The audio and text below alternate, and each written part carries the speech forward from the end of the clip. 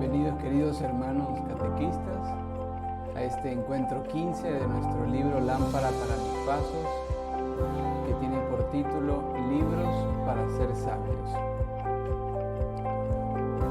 ¿Sabes cuál es la diferencia entre ser inteligente y ser sabio? La inteligencia se refiere normalmente a la capacidad de aprender nuevos conocimientos y más en general, a la capacidad de hacer las cosas bien. La sabiduría va más allá, ya que el sabio es aquel que no solo conoce muchas cosas, sino que sabe cómo vivir, cómo tomar decisiones correctas y tener las metas justas.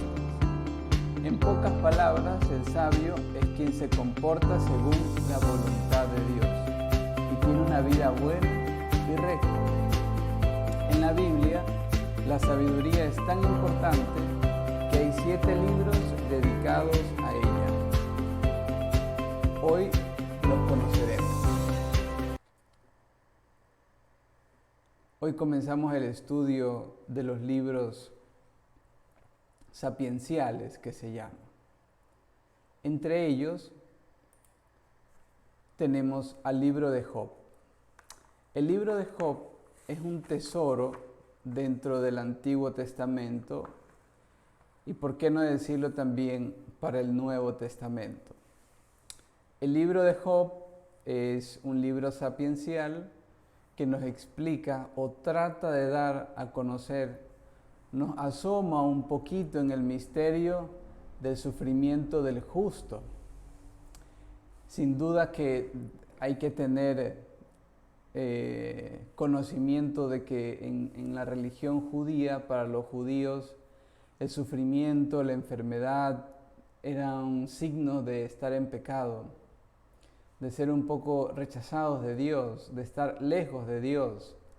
Algo tuvimos que haber hecho para estar sufriendo en pobreza cuando no hay salud. Entonces, el libro de Job nos viene a mostrar un poco el sufrimiento del hombre justo, que es todo un viaje que se comienza desde el principio hasta el fin, tratando de resolver por qué a Job, siendo un hombre justo, un hombre que cumple los mandamientos, que trata de vivir rectamente, ¿por qué tiene que sufrir? Y esa es una pregunta muy actual también. Dice el libro que es puesto a prueba por Satanás para probar su bondad. Pero eso no nos basta. Ya vamos a ver un poquito más. Job llega a perderlo todo, ¿no? Satanás le pide permiso, ¿no?, al Señor para ponerle a Satanás a ver si este hijo predilecto pues puede soportar y te va a ser fiel.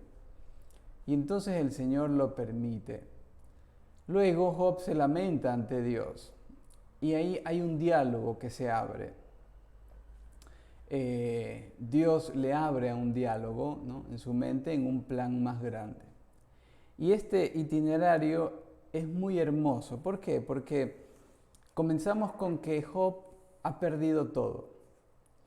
Job está, por decir así, desnudo ante el mundo, desnudo ante el sufrimiento, ante lo incomprensible de la vida. En ese momento comienzan a surgir unas preguntas, ¿no? ¿Es Dios justo? ¿Dios gobierna con justicia? ¿Cómo se explica el sufrimiento? Y entonces van a aparecer estos tres hombres, 3 amigos, que van a intentar de alguna manera descubrirle, hacerle ver a Job que efectivamente, Job, algo tuviste que haber hecho, ¿no? Pecaste, tuviste un pecadito escondido, algo que no se sepa y que de pronto Dios lo está pagando, lo está cobrando, por decir así. Y Job entra dentro de sí y dice, no, yo he sido justo delante de Dios. Y le tratan de explicar de 1000 modos. Tratan de ir hasta el fondo, de decir, bueno, Job, soy inocente. Y si yo soy inocente, no puede haber un castigo. O sea, Job entendería que le está pasando mal de salud, le está pasando mal por la pérdida de sus familiares, de sus cosas, pero si ha hecho algo malo, esa es la lógica del Antiguo Testamento. Yo pequé, cometí algo en contra del agrado de Dios y por lo tanto me va mal, perfecto. Pero aquí el problema es que Job es inocente y se declara a él mismo inocente, no ha cometido pecado. Y sin duda dice, si yo soy inocente, entonces no es un castigo. Entonces, ¿qué es? ¿No? Esa es la gran pregunta que se hace Job. Si soy justo, entonces Dios por algo estará enojado conmigo y por eso me pasan esas cosas. Y comienza la gran crisis de Job. Y esta crisis no es tan ajena a nosotros, ¿no?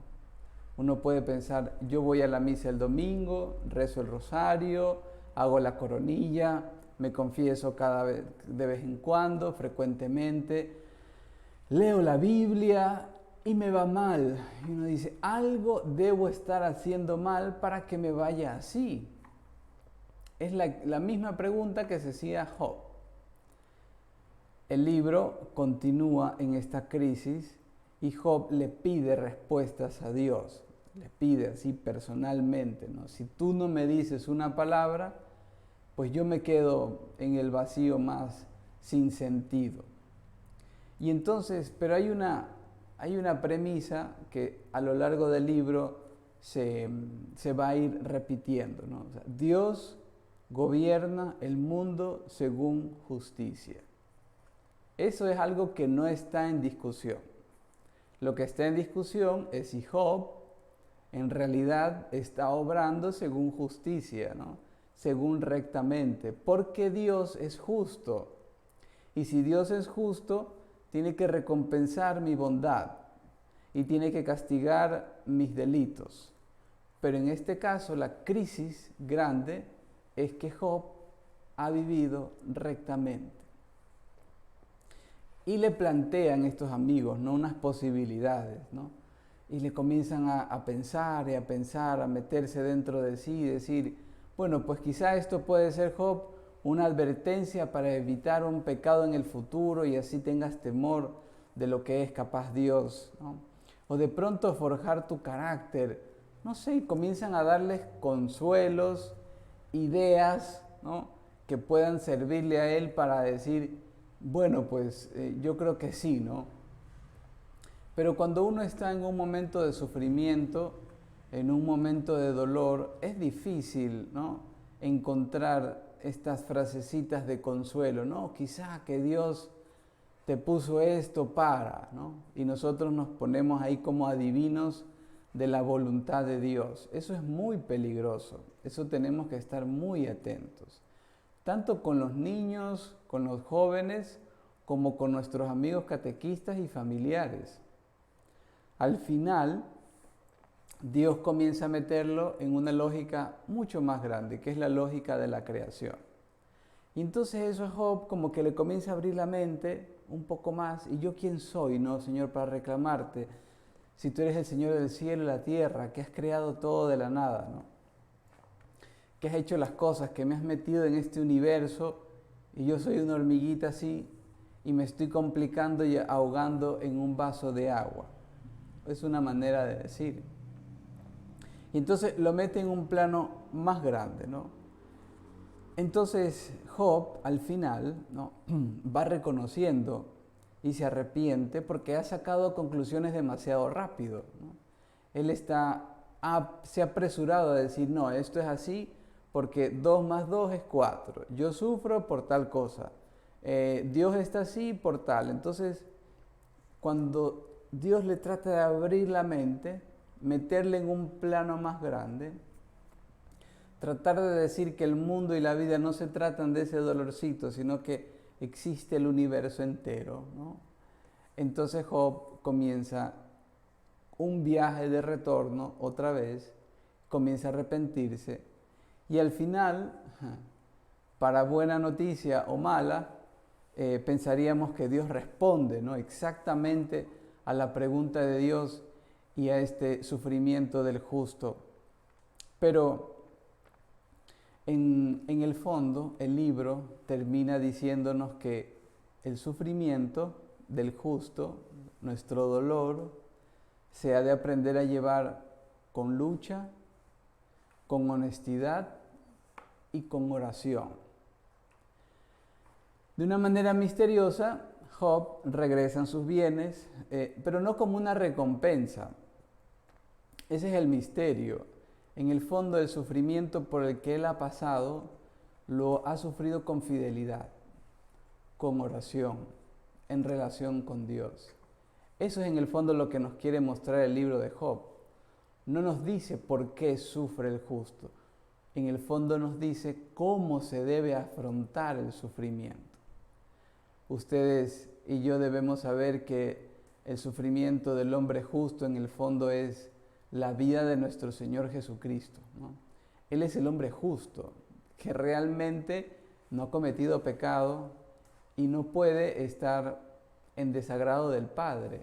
Y sin embargo sufre, pero tampoco nos responde por qué, ¿no? ¿Por qué debe ser así? Si es tan bueno, si soy tan bueno, ¿por qué? Sin embargo, Jesús tampoco nos responde por qué. Cuando uno lee el Evangelio se da cuenta que tampoco responde por qué. Alguna vez dice que es para gloria, para que se manifieste la gloria de Dios al ciego de nacimiento.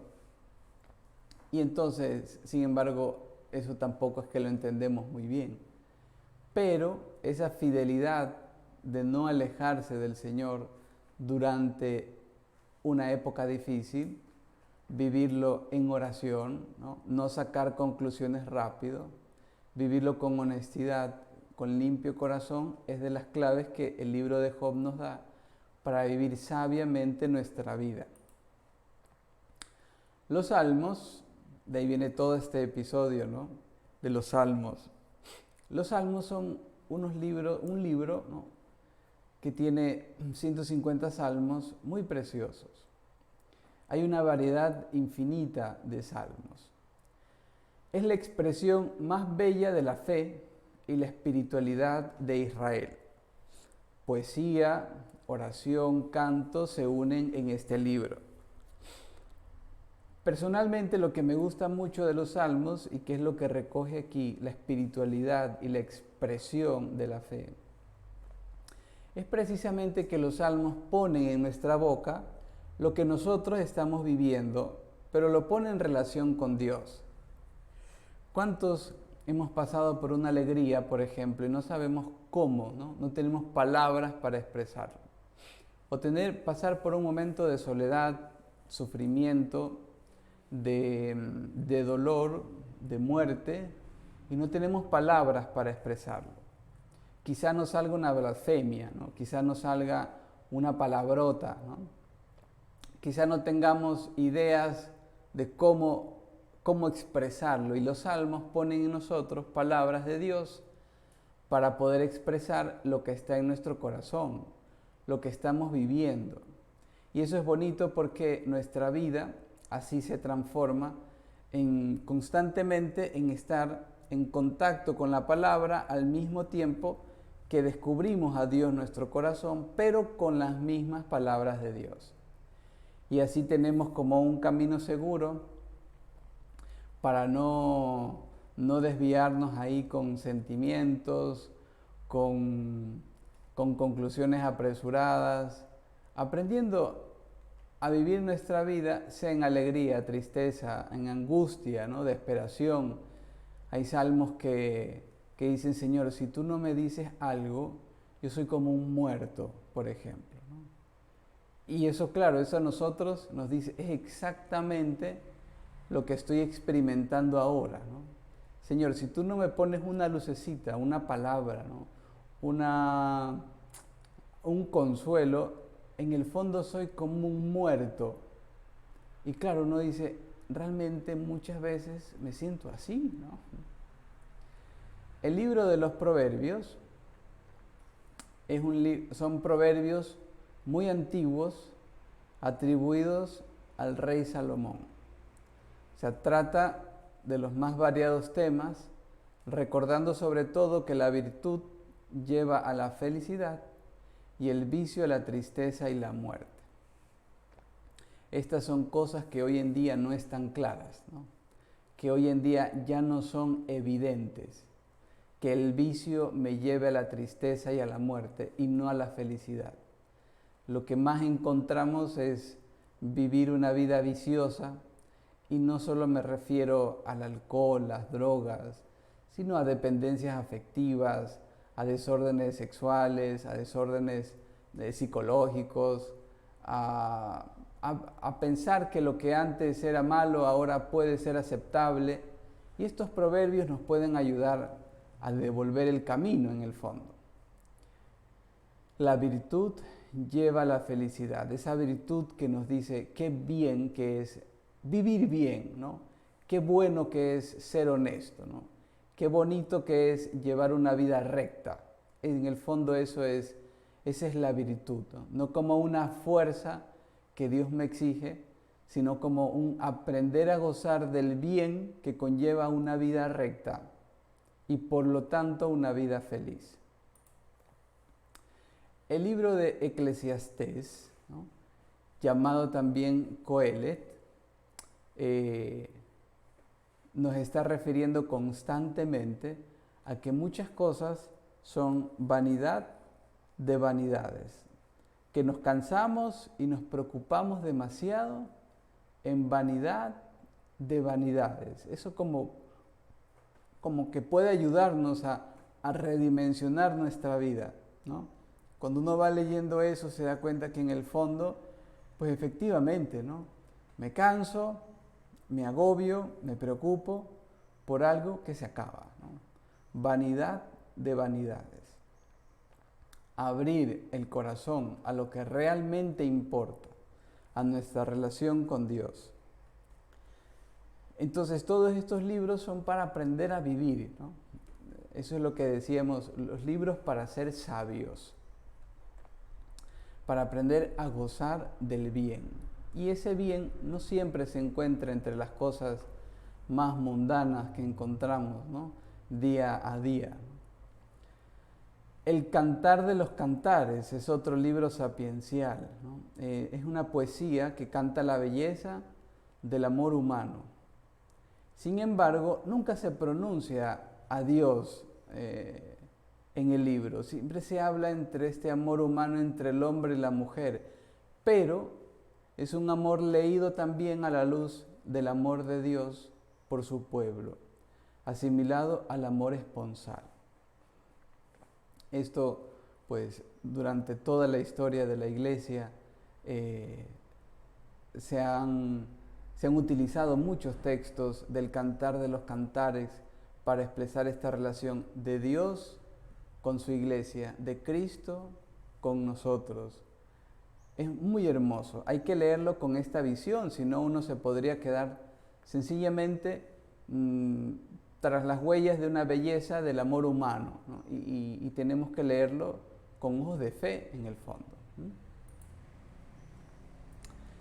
El libro de la sabiduría presenta la sabiduría como una gran virtud que lleva a la justicia. O sea, como que aprender a leer las cosas con la mente de Dios. Ya no solo con la inteligencia humana, sino aprender a discernir dentro de las cosas, quizá lo que Dios quiere, lo que Dios le agrada.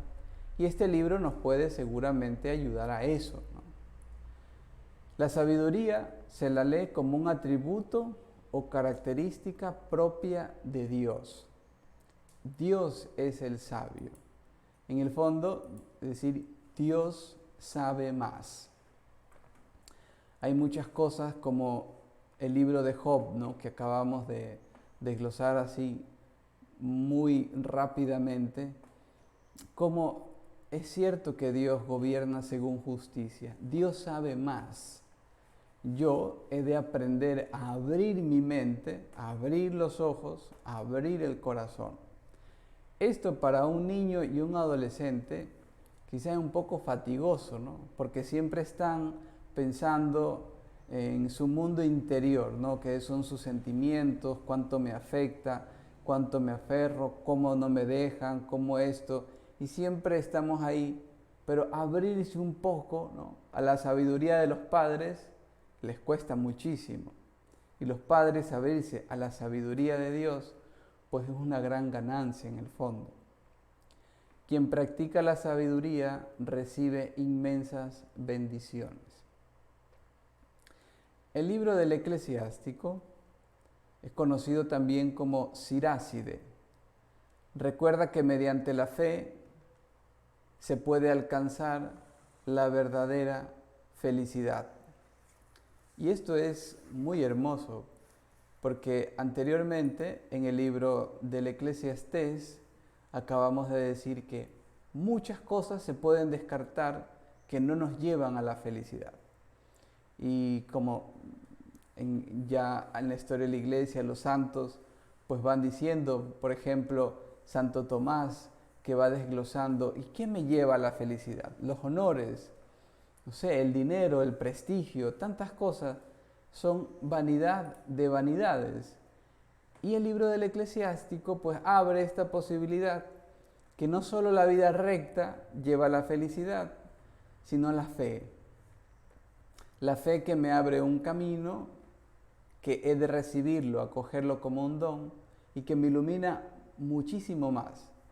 No solo un conjunto de reglas que he de obedecer, los mandamientos, ¿verdad?, que eso esté inscrito en el corazón de todo ser humano, sino abrirme al don de la fe, que ciertamente en el Antiguo Testamento no es completo, ¿no?, porque todavía falta la revelación de Jesucristo nuestro Señor, que nos va a revelar la fe en esa confianza en Dios Padre, que nos va a revelar la fe de esa vida eterna, como ese abrazo de Dios, que nos va a revelar completamente el corazón del Padre. Por ahí, no, ya nos está encaminando a obedecer, a confiar, que en otras palabras es la fe, en la sabiduría de Jesús. Todos estos libros han de apuntarnos a aprender a abandonarnos, a confiar en Jesús. Ese es el detalle bonito, que no podemos quedarnos en una sabiduría antigua, sino que tenemos que llevarla a plenitud en la fe, en creerle en las palabras y en la vida de nuestro Señor. Tenemos que dar este paso necesariamente. Trata diversos temas morales a través de himnos, poesías y máximas que nos enseñan a vivir. Sin duda que estos libros nos pueden ayudar a vivir un poquito mejor nuestra fe. Pidámosle a nuestro Señor que nos ayude con este don de la sabiduría, a meternos en la mente de Dios, a pensar un poquito más allá de lo que sencillamente nuestro corazón y nuestra poca inteligencia a veces alcanza a discernir. Que Dios les bendiga.